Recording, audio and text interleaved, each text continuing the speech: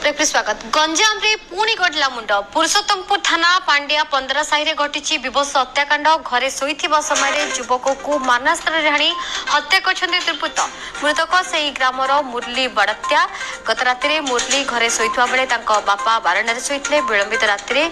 बापा पानी पीवा लगी घर भीतर को जाई पुओ को रक्त जुड़ुबुड़ अवस्था पड़ रही देखा चिकित्सा हिंजलिकाटू मेडिकल भर्ती करता बेले डाक्तर सेठारे मृत घोषणा करथिबा जଣା पड़छि।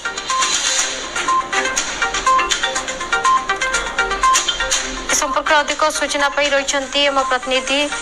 गणेश डाकर रही। गणेश जो मुरली हत्या कर मुरली को ये किए कहीं हत्या कर जना पड़ा कि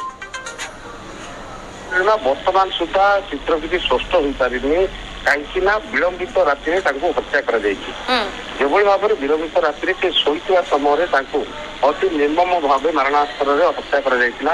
परवर्ती समय बापा पानी पीवा जाई देखिले पुअर रक्त जुड़ुबुड़ मृत शरीर किंतु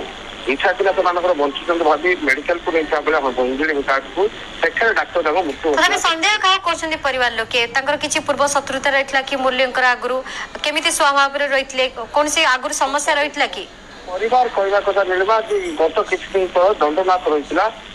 किसी जन सहित बचसा होता से अनुमान करनाथ जो बचसा को नहीं हत्याकांड कर स्पष्ट चित्र वर्तमान सुधा आसपार अनपरे पुलिस मृत शव को जबत कर व्यवसाय पठाई बेले तदंत जारी कर घटना